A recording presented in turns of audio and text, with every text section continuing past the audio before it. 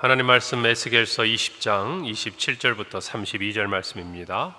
구약 성경 1179페이지 에스겔서 20장 27절부터 32절의 말씀, 제가 봉독하고 마지막 32절 합독하겠습니다.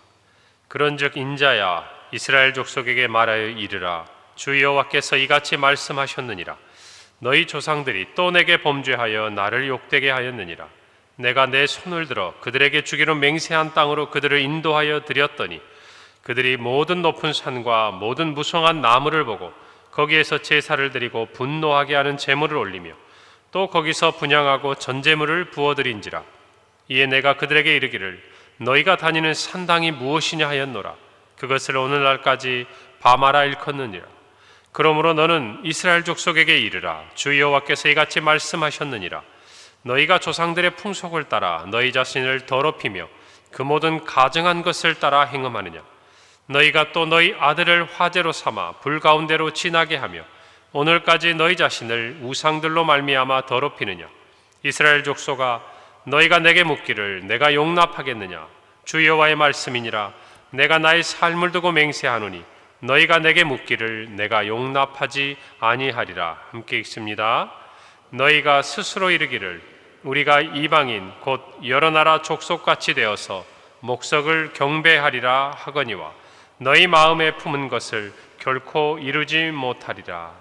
아멘. 에스겔을 통해서 하나님께서는 왜 이스라엘에 이와 같은 심판이 임하는지를 출애굽 세대부터 또 광야의 1세대, 2세대까지 하나님께서 그들을 향해서 얼마나 오래 참으셨는지, 그들에게 쏟아야 될 진노를 참으로 그들 위에 여러 차례 하나님께서 부으리라 생각하시고 말씀하셨지만 그들을 아끼시고 또 하나님의 이름을 위하여서 또 모세와 같은 또 중보자들을 위하여서 하나님께서 이스라엘 백성에게 내리시기로 한 모든 진노를 거두시고 그것들을 미루시고 또 오래 참으셨던 것들 우리가 함께 보았습니다. 그런데 이와 같은 이스라엘 백성들의 범죄는 이제 가나안 땅에 들어와서 살고 있던 이스라엘 백성들에게도 그대로 뿌리가 내려 또 답습되고 전수되고 있는 것들을 우리는 보고 있습니다. 하나님께서 하신 약속의 땅, 젖과 꿀이 흐르는 가나안 땅에서도 하나님의 은혜를 누리기보다는 오늘 말씀해 보면 높은 산 그리고 푸른 나무, 무성한 나무를 찾아다니며 온갖 우상 숭배를 통해 가증한 행위로 하나님을 욕되게 했다라고 하나님은 말씀하셔요. 27절에 보니까 그런즉 인자야, 이스라엘 족속에게 말하여 이르라. 주 여호와께서 이같이 말씀하셨느니라. 너희 조상들이 또 내게 범죄하여 나를 욕되게 하였느니라. 또 내게 범죄하여. 하나님의 마음 그리고 이 심판이 왜 이스라엘 백성에게 임하였는지를 알려주는 한 단어라고 할 수 있겠습니다. 여기 보면 범죄하다라는 이 단어 히브리어 말은 덮어서 가리우다, 은밀하게 행하다. 다시 말하면 하나님의 말씀을 은밀하게 하나님이 알지 못할 것이라 생각하고 그들이 행하고 거역하는 죄를 말하는 것이죠. 저와 여러분도 하나님 앞에 설 때, 오늘 하루를 살아갈 때도 늘 마음에 생각해야 됩니다. 우리는 하나님 앞에서 은밀히 행하는 것처럼 여기는 우리의 삶의 부분들이 있어요. 마치 하나님이 알지 못하시는 것처럼, 하나님이 보지 못하시는 것처럼 하나님 앞에서도 예배하고 참으로 성막에서도 예배하지만 또 성전에도 나아가지만 그러나 또한 푸른 나무 아래에서 높은 산 위에서 그들이 하나님이 아닌 우상을 섬겼던 이스라엘 백성들처럼 저와 여러분도 하나님의 자녀로 살아가는 것 같지만 세상 사람들과 전혀 다를 것이 없는 것 같은 우리의 삶의 자리를 하나님은 다 보신다는 겁니다. 그래서 우리가 그 마음들, 하나님 앞에서 우리가 행한다는 이 마음들이 중요하다라는 것이죠. 여기에 보면 또 내게 범죄하여 나를 욕되게 하였다라고 말합니다. 이 욕되게 하였다라는 말의 원어의 뜻을 보면 헐뜯다, 불경스러운 말을 하다라는 뜻을 가지고 있어요. 특별히 이스라엘 백성들이 하나님 앞에 이렇게 은밀히 범죄할 때 여러분 그 행함에는 또한 입술에 하나님 앞에서의 범죄한 열매들도 맺어져 간다는 것을 아셔야 돼요. 우리가 하나님이 보고 계시고 알고 계신다고 하면 그렇게 말할 수 있겠습니까? 우리가 하나님이 이 자리에서 듣고 계신다고 생각하면 우리가 그렇게 하나님에 대해서 가볍게 말하고 행동할 수 있겠습니까? 말과 행동이 같은 열매를 맺는다는 것이죠. 왜 하나님께서는 이스라엘 백성들에게 십계명을 주실 때 너는 내 하나님 여호와의 이름을 망령되게 부르지 말라. 여호와는 그의 이름을 망령되게 부르는 자를 죄 없다 하지 아니하리라라고 말씀하셨을까요? 헛되이 부르지 말고 함부로 부르지 말고 하나님의 이름을 부를 때 하나님의 거룩하심을 생각하고 어떤 분인지 떠올리라는 것이죠. 그러면 그것이 단순히 말에 끝나는 것이 아니라는 것입니다. 그 말이 우리 앞에 절제가 되고 하나님을 경외하고 하나님의 그 높으심을 생각하는 우리의 말의 표현들은 자연스럽게 우리의 행동으로 드러나게 되어 있다는 것입니다. 여러분, 부부간에도 서로의 말을 존중하면요 다툼이 줄어드는 것입니다. 제가 대학부 생활을 할 때 저희 교회 대학부 목사님은 한 가지를 요구하셨어요. 형제 자매 간에 서로 존대를 할 수 있도록. 아무리 선배여도 후배 여자 우리 대학부 지체들에게 누구야 이렇게 얘기하지 않았어요. 누구 자매님. 또 저에게 선배가 되는 누나들도 하중이 형제님. 그리고 나서 그 다음의 말들은 조금 편하게 갈 수 있지만 늘 서로를 그렇게 부르니까요 제 기억에도 큰 다툼이 없었어요. 여러분, 교회 안에서도 마찬가지입니다. 왜 가까운 사이에 갈등이 생기고 상처를 주고받는 줄 아세요? 말이 편해지니까 그래요. 여러분, 교회 안에서도 우리는 엄연히 나이가 많은 연장자가 있고 어린 자가 있습니다. 신앙을 오래 한 사람도 있고 또 초신자도 있습니다. 그러나 예수 그리스도 안에서 우리는 한 지체가 되는 것이에요. 서로를 존중하지 아니하고 서로를 말로부터 우리가 서로를 지체를 대우하지 아니하면요 그 안에는 반드시 갈등이 일어날 수밖에 없는 것입니다. 여러분도 한번 가만히 생각해 보세요. 모든 말에, 모든 갈등의 씨앗이 어디에서 나옵니까? 말에서 나와요. 우리 안에도 그럴 것인데 여러분, 우리가 하나님에 대해서 정말 하나님의 이름을 부르고 하나님 앞에 행하는 모든 말들을 삼가하지 않는다면 여러분, 어떻게 우리가 하나님을 경외한다 할 수 있겠습니까? 이스라엘 백성들도 마찬가지. 그들이 푸른 나무 아래에서 높은 산에서 산당에서 우상을 섬기고 여러분, 하나님 앞을 이름을 욕되게 하는 그 자리에서 그들이 하나님의 이름을 조심했겠습니까? 아니라는 것이죠. 하나님 다 듣고 있었다는 것입니다. 오늘 28절에 보니까 내가 내 손을 들어 그들에게 주기로 맹세한 땅으로 그들을 인도하여 드렸더니 그들이 모든 높은 산과 모든 무성한 나무를 보고 거기서 제사를 드리고 분노하게 하는 제물을 올리며 거기서 또 분향하고 전제물을 부었다라고 말합니다. 여러분, 우리가 열왕기와 역대기를 보면요 늘 알 수 있는 부분이 있어요. 북이스라엘은 늘 그들이 걸림돌이 되게 했던 것 하나가 있었습니다. 뭐였습니까? 여로보암이 베델과 단에 만들었던 금송아지, 이스라엘 백성들이 예루살렘 성전, 남유다에 있는 예루살렘 성전으로 마음이 향할까 봐, 자기의 그 왕권이 약해질까 봐, 빼앗길까 봐 두려워하는 마음으로 그와 같은 죄악을 저지른 것이 이스라엘의 멸망에 이르는 모든 그 시간까지 그의 후손들이 그 영향 아래에서 벗어나지를 못한 거예요. 떠나지 못한 거예요. 마찬가지로 유대는 성경 곳곳을 볼 때마다 그들이 산당을 제하지 아니하였다. 산당을 없애지 아니하였다. 무슨 의미입니까? 없어져야 할 것인데 없애지 않았다는 것이에요. 분명히 예루살렘 성전도 있고 하나님을 예배할 수 있는 그 모든 것이 있었음에도 불구하고 성전을 두고도 그들은 산당에서 우상을 섬기고 하나님을 욕되게 했다라는 것입니다. 원래 이 산당에서 우상을 숭배하는 습관은 이스라엘 백성들이 가나안에 들어가기 전에 이미 그 가나안 땅에 있는 원주민들이 행했던 방식이었어요. 그래서 하나님께서는 그들이 가나안 땅에 들어가기 전에 그 땅에 들어가거든 이와 같은 일들을 하지 말라라고 말씀을 하셨어요. 다 알려주셨어요. 다 알려주셨어요. 오늘 우리가 성경 가운데 있는 정말 자기 자녀들을 화재, 그 불 가운데로 지나게 하여 제사를 드리는 이 끔찍한 우리가 몰록이라고 하죠. 이 제사도 이미 존재하는 것, 하나님이 그것을 하지 말게 금하셨어요. 그럼에도 불구하고 이스라엘 백성들은 시간이 지나고 그 땅에 살면서 하나님의 자녀로서 하나님의 다스리심과 하나님의 율법을 그 땅 가운데 전하고 그 땅이 하나님이 다스리는 나라가 되게 하는 것이 아니라 그들 스스로가 범죄함으로 하나님을 욕되게 했던 것을 우리는 알 수 있는 것입니다.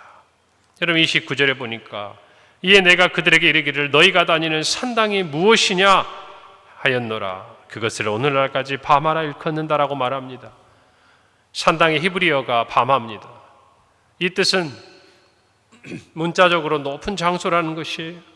여러분 이 산당에서 예루살렘 성전이 지어지기 전까지 우리는 하나님의 많은 일들이 있었던 것을 또한 기억합니다. 하나님의 성막과 번제단이 기브온 산당에도 있었고 또 사무엘과 사울도 제사를 드렸습니다. 우리가 아는 대로 솔로몬 왕도 건축 이전에 기브온 산당에서 1천 번제를 드려 하나님의 복을 받기도 했습니다.